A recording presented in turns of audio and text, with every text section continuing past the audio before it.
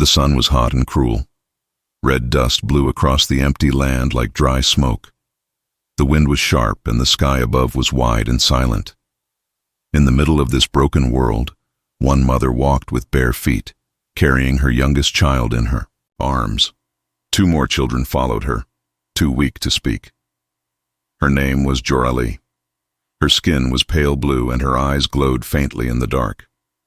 She was not human. She belonged to a poor alien race called the Jirani. They lived in scattered camps, hidden from others. Long ago they had lost their home planet in a war. Now they begged and worked for food on worlds that didn't want them. Joralee had tried everything. She cleaned alien markets. She carried bricks at spaceports. She even dug through trash for scraps. But her children were still starving. Their bones showed through their thin skin. Her youngest had stopped crying. He just stared, as if too tired to feel pain anymore. She had one choice left. The humans. Everyone feared them. Other Jirani said humans had no hearts. They were cold, strange creatures, powerful, dangerous. They kept to themselves and never spoke to aliens unless it was for war or trade. And there was one human farm far away, near the hills. A strange place. No one who worked there came back. But Joralee didn't care anymore. She had to try. It took her 2 days to reach the edge of the humans' land. The fence was tall and metal, humming with power. There were no signs, no guards, just silence. The land beyond looked strange. Not green, not brown, but glowing blue and white. She didn't understand it. She gently placed her youngest child on the ground and held her hands up, shaking. "Human," she called. Her voice was dry and weak. "Please, I'll work your fields. Just feed my children." No answer. She dropped to her knees. "Please." Then the gate clicked. It opened slowly with a soft hiss. Standing there was a tall human man. His skin was tan, his hair black with gray. He wore simple clothes, like a farmer. His eyes were sharp and tired, but he said nothing. He didn't move. He just looked at her. Joralee lowered her head, afraid to meet his eyes. "I can clean, I can lift. I'll do anything. Just don't let them die." Still, he said nothing. He turned and walked back into the field. Joralee was confused. Was that a yes? Was it a trick? Then she saw something. By the gate, the man had left behind a small tray. On it were 3 bowls of food. Real food, warm, smelling like meat and grain. Joralee grabbed it with shaking hands and rushed to her children. They ate like animals, crying and choking. Her youngest smiled for the first time in days. That night, she stayed near the fence, holding her children close. The human did not tell her to leave. He did not speak at all.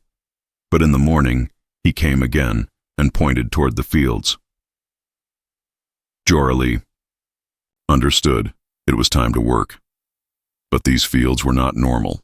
There was no soil, no water, no simple crops. Instead, tall metal towers sprayed mist over glowing plants. Strange lights blinked above the fields. She saw robotic arms move silently, cutting, planting, sorting. The ground was smooth and hard, not dirt but silver stone. Floating drones flew overhead, watching everything. She had never seen such a farm. The human walked ahead, not looking back. He showed her how to carry boxes, how to clean the towers, how to gather the soft blue fruits growing in the light pods. He still said nothing, but he worked beside her, never cruel, never angry. Hours passed. Then evening came. The man walked to his house, a square building with metal walls.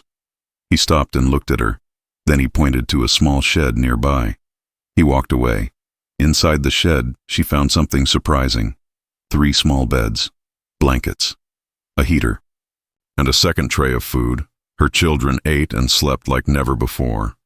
Joralee stayed awake. She watched the sky through the cracked window. She didn't trust this yet, but she was too tired to question it. Days passed. Each morning she worked. Each night her children ate. The human never spoke, but he always made sure the food was there, the beds were clean. The heater stayed on. Other Jirani had called humans monsters, but this one, he was something else. Jorli didn't know his name. He didn't ask for hers. They lived in silence, but slowly she noticed things. He never smiled, never looked happy. Sometimes at sunset he stood alone near the edge of the farm, looking into the distance, as if waiting for someone who never came. One evening, while picking fallen fruit, Jorali found a small stone under a tree. It had alien letters carved into it. A name. A child's name. It was a grave. A small hidden grave. Was it one of her people? A Jirani child? Why was it here? She wanted to ask, but she was afraid to break the silence.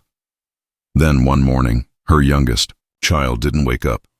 His face was red, his breathing shallow, his skin burned. Jorli screamed and ran across the field, holding him close. She fell to her knees in front of the human's house. "Help me," she cried. "Please, he's dying." The door opened. The human stepped out. His eyes went wide when he saw the child. Then, he spoke for the first time.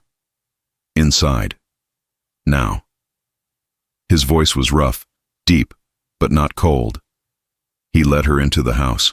It was full of machines, screens, tools, glowing. Blue tubes.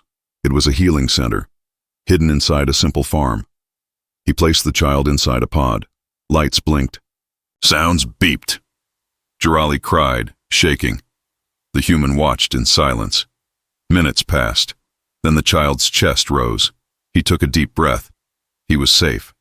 Jorali looked up at the human, tears in her eyes. "Why?" she whispered. "Why are you helping us?" The human didn't answer, but he looked at a photo on the wall. It showed him, standing beside a smiling alien woman and a small blue child. The machine saved the child. The pod closed around him, and soft blue light washed over his small body. His fever faded. His breathing became smooth. His skin stopped burning. Jorli stood there, frozen. She couldn't understand how this human had such advanced healing technology in a simple farm. Her people begged outside hospitals. They were turned away, ignored. But here, this human had saved her son without asking for anything. She looked at him again. He didn't smile. He only watched the machine work. His eyes were tired and full of something she couldn't name.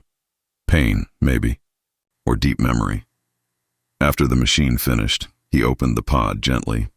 Her son blinked and reached for her. "Mama." Jorali held him tight, shaking. The human turned away.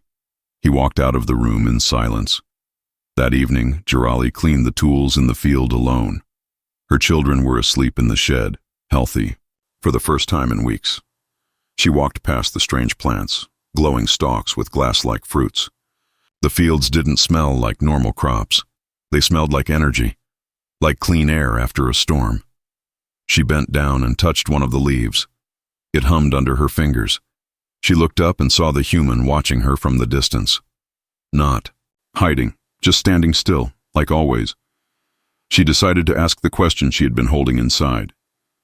She walked up to him slowly. Her voice was soft. "You had a child?" The human said nothing at first. Then, after a long moment, he nodded once. She looked down. The grave. Under the tree. "It's his?" He nodded again. Jorali waited, but he didn't say more. Instead, he walked toward the tree. She followed. They stopped by the small stone. Carved letters glowed faintly. "Alec, half of my world." The words made Jorali's heart ache. She understood now. The photo in his house, the Jirani woman beside him. A family once. "He was like my son," she said, "but he's gone now, isn't he?" The man finally spoke again. "Yes," he said, just one word, but it carried heavy sadness. Jorali didn't press. She stood with him in silence. Two strangers, connected by loss. The next day, something changed. The human took her to a deeper part of the farm. She had never seen this section before. It was guarded by drones and locked gates. He opened the way with a scan of his palm. Inside, the land was not for farming. It was training grounds, metal paths, combat dummies, energy shields. What is this place? Jirali asked. The human looked at her and said, "A test." He handed her a tool. It looked like a farming cutter, but heavier, sharper. She looked confused. "I thought you needed help with crops," she said. "I do," he replied, "but not just plants." Then, without warning, a small robot jumped at her. Jirali screamed and dropped the tool. The robot didn't attack. It just circled her and stopped. Waiting, the human stepped forward. "Pick it up." Jirali looked at the cutter, then at him. Something in his voice had changed. It was not cruel, but serious, cold, focused. "I'm no fighter," she said. "I'm just a mother." The human looked at her for a long time. Then he said, "You'll need to be more than that soon." She didn't understand then. But that night, after the children slept, she returned to the training ground. She picked up the tool again, and she swung, clumsy, slow, weak, but she tried. Again, the robot lit up and moved toward her. This time, she didn't drop the cutter. She dodged. Barely. Days passed. Jirali worked in the fields by morning. She trained at night. The human never praised her, never smiled, but he watched. Sometimes he showed her how to block, how to strike, how to breathe during combat. He moved like a ghost, fast, silent, deadly. She had never seen anyone fight like that. "What were you before this?" she asked one night. He answered simply, "Soldier." "For which planet?" He looked at her, his eyes unreadable. "For Earth." Jirali didn't ask more, but a thought grew inside her. This man was not just a farmer. He was hiding something, and maybe this farm, this land of machines and glowing plants, was not just for food. One afternoon, as she worked beside the water units, a strange sound filled the air, a deep hum. She looked up. A black ship was descending above the farm. Not a transport, not friendly. A warship. The human dropped his tools. His face turned dark. "Inside," he said. Jirali grabbed her children and ran to the shed. She hid them under the floor. The ship landed at the edge of the field. A ramp opened. 3 alien figures walked out. Their armor was dark and sharp. Faces hidden behind metal masks, blasters at their sides. Jirali recognized their mark, the Kyrex raiders, slavers, killers, known across the galaxy. They sold people, destroyed homes, took what they wanted. They walked slowly toward the gate. One of them shouted, "This land belongs to no one. We claim it now." The human didn't move. He didn't answer. The raider laughed. "You're alone, human. You really think you can stop us?" The human stepped forward, and for the first time since Jirali met him, she saw his full strength.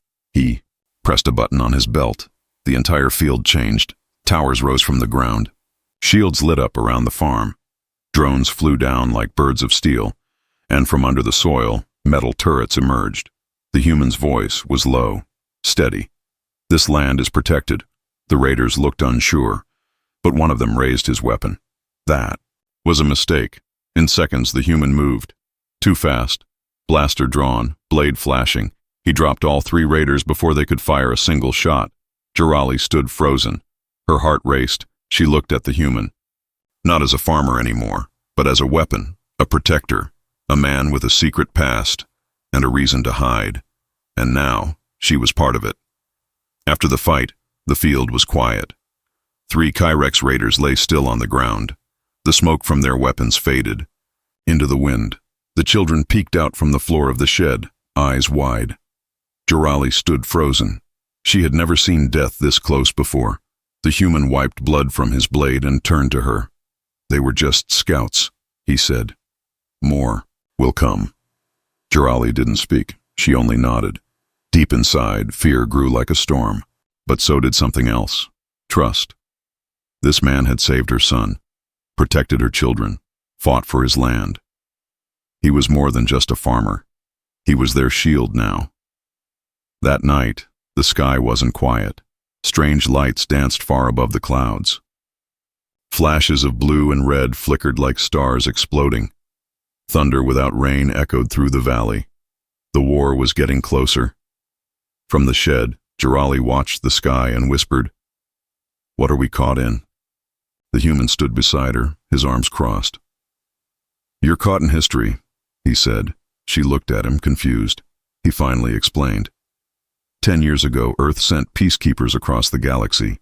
They joined councils, helped weak planets, fed the hungry. But the peace didn't last. The Kyrex Empire grew stronger. They didn't want peace. They wanted control, and Earth stood in their way. A war started, long, cold, and secret. Not armies, just agents. Soldiers like the human. Hidden fighters on faraway worlds. He had been one of them. This farm? It was not just a place to grow food. It was a forward base, a quiet post for watching, storing data, protecting something deep underground. But then, everything changed. The human's wife was killed during a Kyrex raid. His son, Alec, died from poisoned medicine. So the soldier turned, off his weapons, left the fight, started planting instead of killing. Until now. Jorli sat in silence after hearing this. Her throat felt dry. "And now?" she asked. "What will you do?" The human didn't answer. Instead, he handed her a new tool. Sleek, metallic, lightweight. It wasn't a farming tool, it was a weapon. The next morning, Jirali trained harder. Her arms were sore. Her legs shook. But she didn't stop. The human taught her how to move, how to strike, how to think like a fighter, not just to survive, but to protect.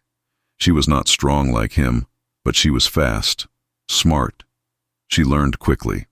The children watched, from a distance, confused at first. Then they started helping. The daughter, Lyri, began learning to fly small drones. The son, Mako, studied plant energy units and repaired damaged shields. They were becoming part of the farm's defense. Part of something bigger. 2 nights later, they got a warning. A message appeared on the farm's main screen. A coded alert from deep space. Kyrex fleet moving in. 3 days. Prepare. Jirali looked at the human. "We can't fight a whole fleet." "No," he said. "But we can delay them. We can protect this land until help comes." Jirali stepped forward. "Then teach me more." "I'm ready." He nodded. "We fight together." The next day, while checking the outer sensor fence, Jirali saw movement in the hills. She crouched low and pulled out the lens viewer. It wasn't Kyrex. It was a group of Jirani, her own people. Weak, starving, carrying bags and injured children. She ran back to the human. "There are more like me," she said. "They need help." He didn't blink. "Bring them here." She was surprised. "You'd open your gates now?" He looked at her, serious. "We survived together, or not at all." By evening, 20 more Jirani refugees arrived at the farm, old ones, young ones, sick, tired, but all willing to work, all willing to fight if needed. The human set up food stations, medical units, sleeping tents. Jirali led the new arrivals in training. The human showed them the energy bows, shield posts, and sentry guns. The quiet farm became a fortress. That night, around a fire, Jirali sat with the human. She looked at him closely. "You could have left," she said. "You had a ship. You had weapons. You could have run far away, from here." He looked into the flames. "I did run once. I buried my past, hid from the galaxy." He turned to her. "But now I see what I was missing. Family. Purpose." He pointed at her children, now sleeping near the warm light. "I lost mine, maybe. I'm finding it again." Jirali didn't reply, but she felt something deep in her heart. Warmth, hope, and fear. Because tomorrow, they would face death. At sunrise, sensors screamed across the field. Everyone rushed to the defense wall. Far above, black dots filled the sky. Kyrex dropships. Dozens. Coming. Fast. The human's voice echoed through the farm. To your stations. Jorley held her blade tight. The children hid in the shield core chamber. Safe. For now. The old ones helped load weapons. The young guarded the energy tanks. The humans stood tall on the main tower, and when the ships landed, he smiled. The Kyrex dropships touched down just beyond the wheat fields. Their legs smashed into the earth, kicking up dust and shaking the ground. The sound was like thunder. Trees trembled. Birds fled the sky. Jorley stood on the tower beside the human. Her hands were tight around the weapon he gave her. She looked at him, nervous. "How many?" she asked. He didn't blink. "More than we can count, but we don't need to beat them. We just need to hold." "Hold until what?" she asked. "Until Earth hears our call." The first wave came quickly. Kyrex soldiers stormed the fields in straight lines, tall and armored in bone-white suits. Their helmets were shaped like skulls. Their weapons hissed and crackled with green fire. But the human was ready.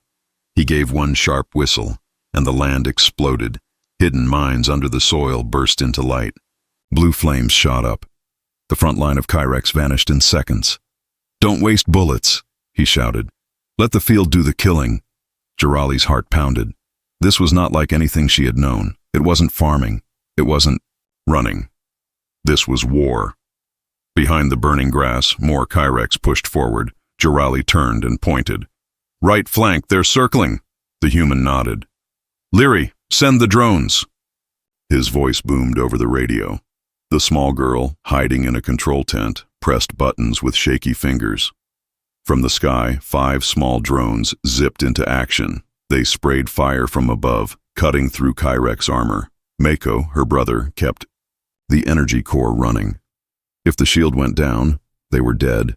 The human ran between towers, shouting orders, fixing broken guns, lifting fallen defenders. He wasn't just fighting, he was leading. The Jirani refugees fought like warriors. Many had never held weapons before, but now they stood with Jorali side by side, protecting the humans' land. They had nowhere else to go. No one else had fed them, cared for their sick, trained their hands. They owed him their lives, and they would fight to protect him too. Hours passed. The sky turned red. Smoke hung over the field. Fire crackled in the distance. Kyrex bodies lay scattered, but so did many of the defenders. A laser shot flew past Jorali's head and burned the edge of her arm. She bit her teeth and stayed, standing. No time to cry. No time to stop. The human rushed to her side, shot 2 Kyrex soldiers, and dragged her behind cover. "You still with me?" he asked. She nodded. Blood ran down her arm. "I'm not leaving," she said.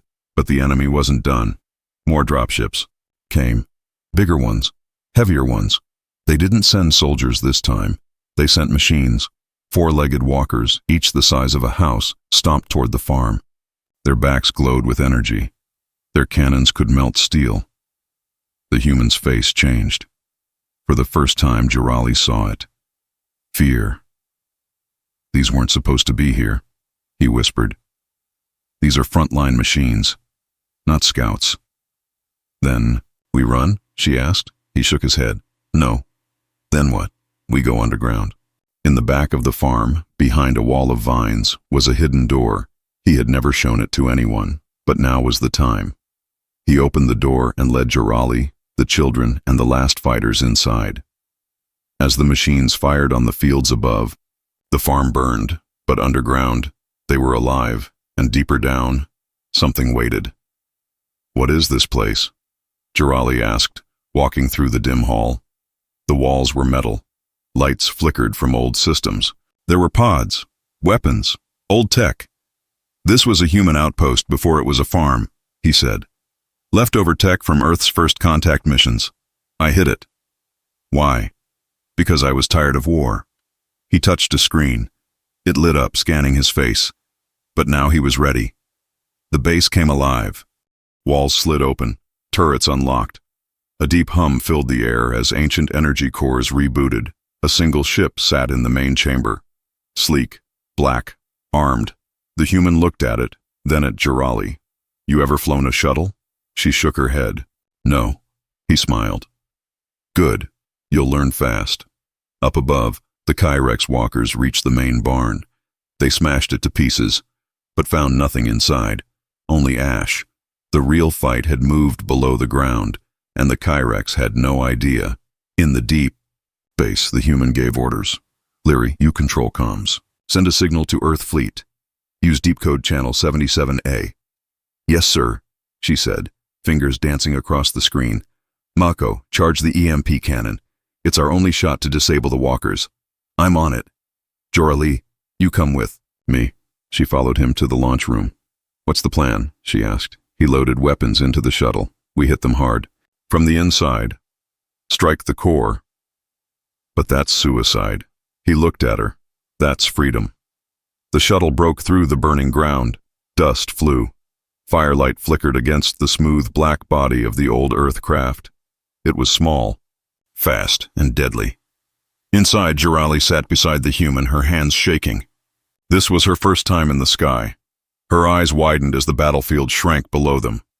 Hold tight, the human said. We're going straight into the heart of the storm. The Kyrex walkers didn't expect it. 1 second they were firing, their heavy cannons at the fields. The next, a dark shape zipped through the smoke, faster than their eyes could follow. The human shuttle spun around the walkers, dodging blasts with skill that seemed impossible. Jor-Ali saw his face.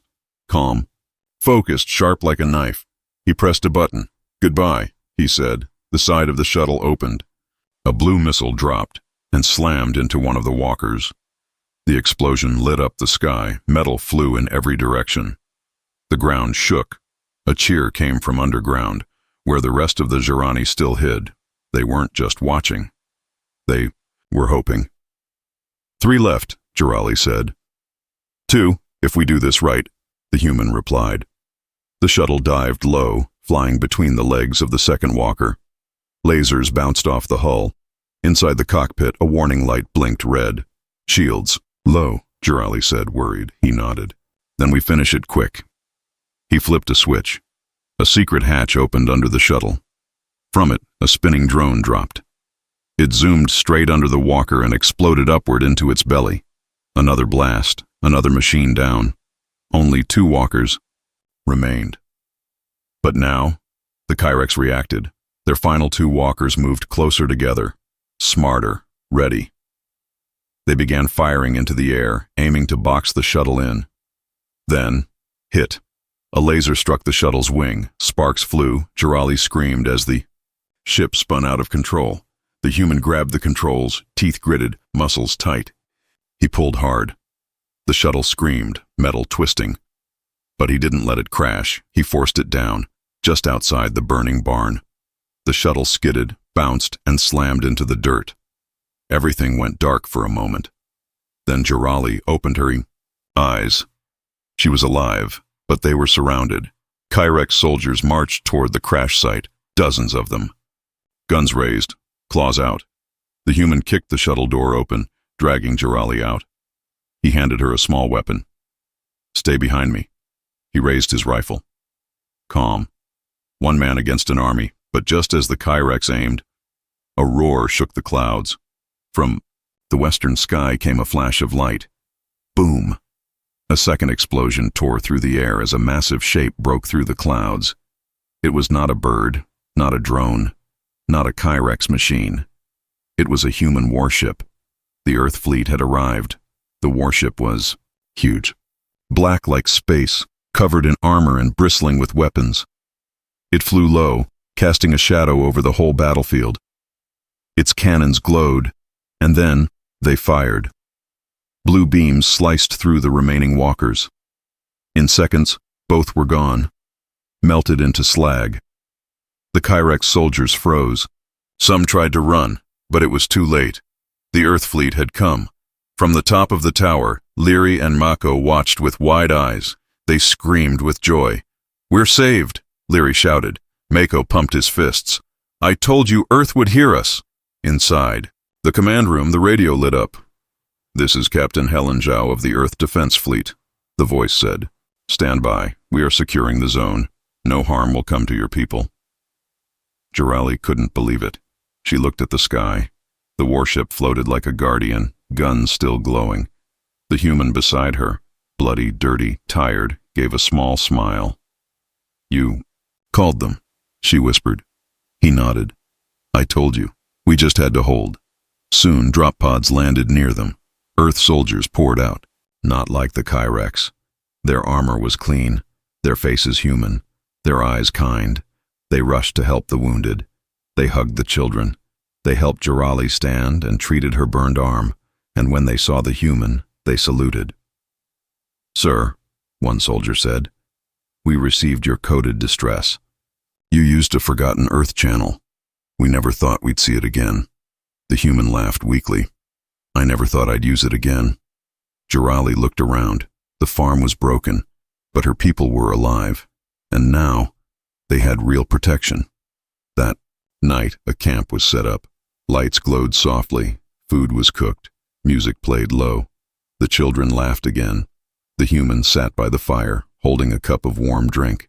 Jirali sat beside him. "Why did you stay here?" she asked.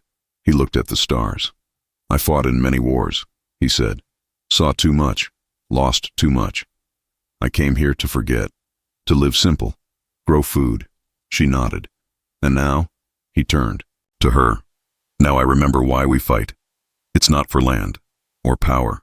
It's for people like you." She said nothing, just leaned her head against his shoulder.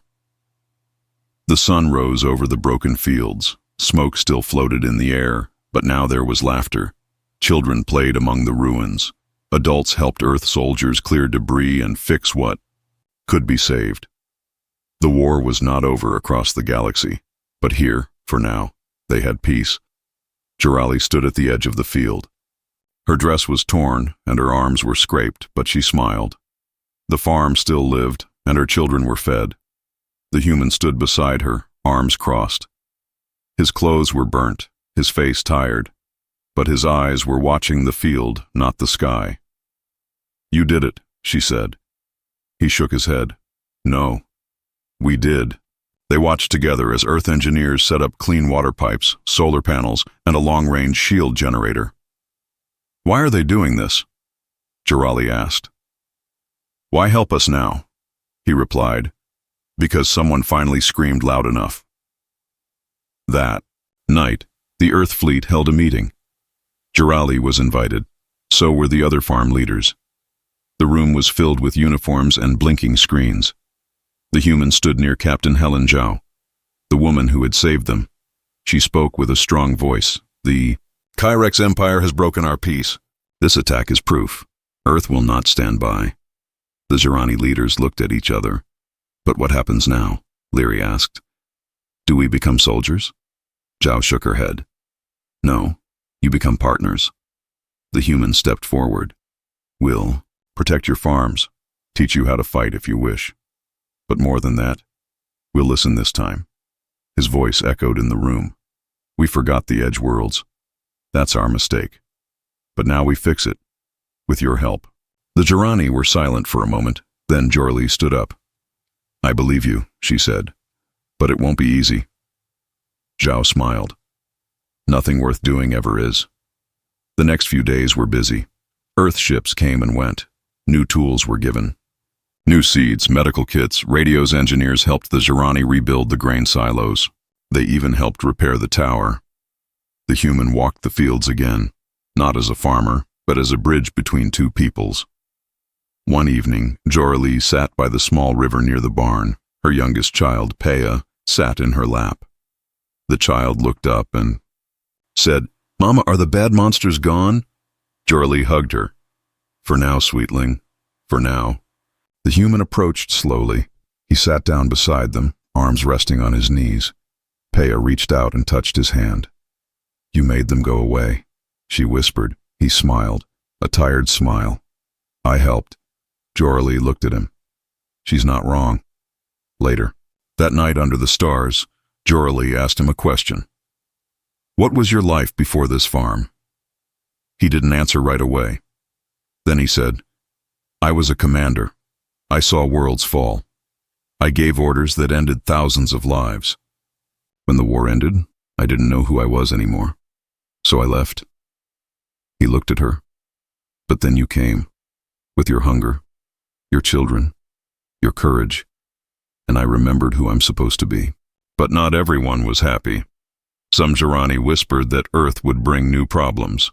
Some feared the Kyrex would return stronger, and some wanted revenge. A young Jirani male, Krail, approached the human one evening. He stood tall, eyes hard. Lost family. We lost homes. Will you lead us to war now? The human looked him in the eye. I will lead you to safety. If you want war, you must understand its price. Krail clenched his fists. And if the Kyrex come back? The human didn't. Blink, then we'll be ready. One morning, a message came. It was from a nearby moon. Another Jirani farm had been attacked. Few survivors. The Kyrex had burned everything. Jirali felt cold all over again. They're not done, she whispered. The human nodded. No, they're testing us. Zhao stood beside him. We need a stronger base here. A shield, weapons, scouts. Will your people allow it? Jorali looked around. At her children, at her fields, at the graves of those they lost. Yes, she said. We allow it. So the real work began. Not just rebuilding, but fortifying. The humans trained the young to spot Kyrex tech. They taught the Jirani how to use stun rifles, signal drones, and repair bots. The fields were still planted, but now they were also guarded. The barn was rebuilt, but now it had a shield dome. One evening, the human stood at the top of the new tower. Jirali joined him, wind in her hair. You're still here, she said. He smiled softly. I gave my word. She looked at him and asked, what will happen? When Earth forgets again? He answered, then you remind us. As the stars blinked above them, one thing was clear. The war might return, but this time they wouldn't face it alone. They had unity, they had strength, and they had hope. The stars were quiet that night. Peace hung in the air like the soft hum of the Earth generators powering the new shield. Jirali stood outside her repaired home, holding a small candle. It wasn't for light, it was for memory. Behind her, her children slept safely. For the first time in their lives, they didn't cry from hunger. For the first time, they weren't afraid of monsters in the sky. The human came to stand beside her. You don't sleep much, he said softly. She nodded. Too many dreams. He looked up at the stars. The galaxy's changing. Yes, Jirali said, but not fast enough. There were still other Jirani out there, other mothers with starving children, other farms destroyed. Her people were still broken across planets and moons. The Kyrex were still out there, hiding, watching, waiting. 2 days later, the council ship landed. Big, silver, powerful, the Galactic. Council had finally arrived to inspect the area. They wanted to know why Earth had sent ships, why humans were building military outposts on an unimportant farm world. The council called it interference. Captain Zhao called it justice. Jirali called it too late. In the meeting tent, Jirali was asked to speak. A tall council judge, robes shining, looked at her coldly. You are not human. Why are you standing beside their military? Jirali stood tall. I begged for help. I worked for food. I offered my life so my children could eat. She pointed at the council judge. But you didn't come. They did. The judge frowned. This world is not a council priority. Jirali stepped forward. Then maybe your priorities are wrong. The room went quiet. Captain Zhao smiled. The human nodded. Even some council members looked surprised. But Jirali wasn't done. My children will never starve again, she said. Not because of the council, but because Earth opened its doors. She looked at all of them. I speak for every mother who has ever begged, every father who has ever worked until their bones cracked, every farmer who buried their harvest under fire. She pointed at the human. This man could have walked away, but he stayed. The council tried to argue. We must maintain balance. Earth cannot become too powerful. Jirali cut them off. Balance means nothing when babies are dying. Captain Zhao leaned forward. You want balance? Start by protecting your own people, or Earth will. Later, outside the tent, the human walked with Joralee. You shook them, he said. She looked up at him. Good, he chuckled. You were never just a farmer. No, she agreed. I was always a fighter. I just didn't know it. News spread quickly. Joralee's speech was recorded and sent across systems. Other broken colonies listened. Other starving workers heard her voice. And across the stars, hope began to grow. Her words were replayed on Earth, on Jorani moons, even in council chambers. She begged, the recording said, and they answered. What did you do? Soon she was asked to speak again, on Earth. The human offered to go with her, but Joralee shook her head. This time, she said, I go for myself. Her children were cared for by Captain Zhao's crew. Her fields were watched over by neighbors and soldiers. She wore clean clothes, but not rich ones. She stepped onto the Earth ship like she belonged. Because now, she did. Earth welcomed her. Not as a beggar, but as a voice. Joralee spoke in front of thousands in a white hall filled with lights and cameras. I was not always brave, she said. I was just hungry. My people were forgotten. But a single act of kindness changed everything. She paused, eyes wet. And now I ask you, how many more voices are still begging? Will you listen before they scream? Back on her homeworld. Her children watched the broadcast. So did the human. So did the council. And so did millions of others. Something had changed. Months passed. Earth built more safe zones. Jorani leaders formed their own defense council, with Earth as their ally. Theory, Kyrex didn't attack again. Not yet, but if they did, this time the farms were ready. One morning the human returned from a patrol. Joralee was waiting on the porch. I heard your speech, he said. And? You're famous now. She rolled her eyes. I was just honest. He nodded. That's why they listened. She looked around at the green fields, the children playing, the wind turbines turning, the radio towers blinking. Then she looked back at him. I was once ready to sell myself for food, she said. But now, you saved thousands, he finished. No, she whispered. We did. That night the stars were bright, and this time they felt like home.